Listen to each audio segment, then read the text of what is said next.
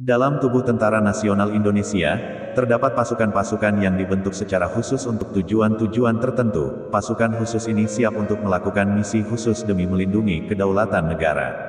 Pasukan khusus merupakan pasukan elit yang jumlahnya dirahasiakan dan hanya pimpinan-pimpinannya yang tahu jumlahnya. Salah satu elit pasukan khusus yang dimiliki Tentara Nasional Indonesia Angkatan Darat adalah Komando Pasukan Khusus Kopassus. Kopassus berdiri pada tanggal 16 April tahun 1952, dulu disebut RPKAD. Kopassus merupakan korps dengan kemampuan lengkap di berbagai bidang maupun medan tempur. Kopassus sendiri memiliki berbagai kelompok atau grup berbeda di dalamnya. Masing-masing grup memiliki peranan yang berbeda-beda dengan tujuan yang sama, yakni melindungi dan menjaga keamanan dan kedaulatan bangsa Indonesia dari ancaman musuh. Adapun grup tersebut antara lain: 1. Grup 1 Kopassus dengan Sesanti Ekawastu Baladika. Wadah pertama, prajurit pilihan. 1. Grup 1, Para Komando. Grup 1, Para Komando merupakan bagian dari Kopassus yang berdiri pada tanggal 23 Maret tahun 1963. Pembentukan Grup 1 Kopassus terjadi saat RPKAD yang saat itu dipimpin Kolonel Infantri Mumpar Hadimulyo. Grup yang bermarkas di Taktakan, Serang, Banten ini bisa ditugaskan di mana saja, baik dari udara maupun penyerbuan dari laut. Komandan grup pertama dari grup ini adalah Mayor LB Murdani dengan wakilnya Kapten Infantri Sutaryo. Lambang dan tulisan yang digunakan adalah Ekawastu Baladika, yang diciptakan oleh Kopral 1 Suyanto.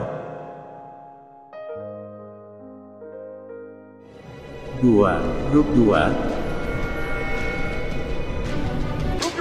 Kopassus dengan Sesanti Dwi Dharma Wirawayuda. Wadah prajurit setia lalu.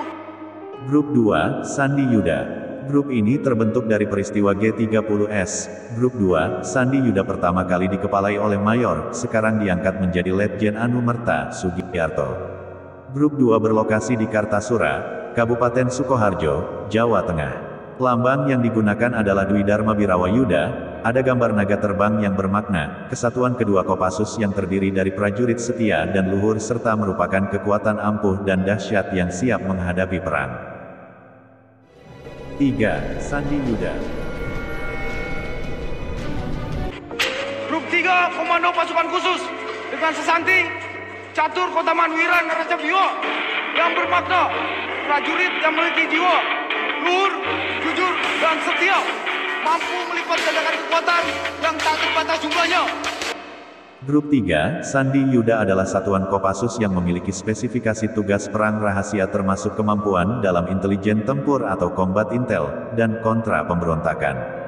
Grup 3 dibentuk pada tanggal 24 Juli tahun 1967, bermarkas di Cijantung, Jakarta Timur.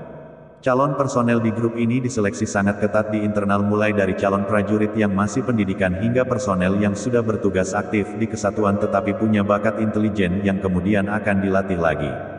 Grup ini menjalani pendidikan dan latihan pada Pusat Pendidikan dan Latihan di Batu Jajar, Jawa Barat. Lambang yang digunakan adalah Trikotaman Wira Naraca Biwa.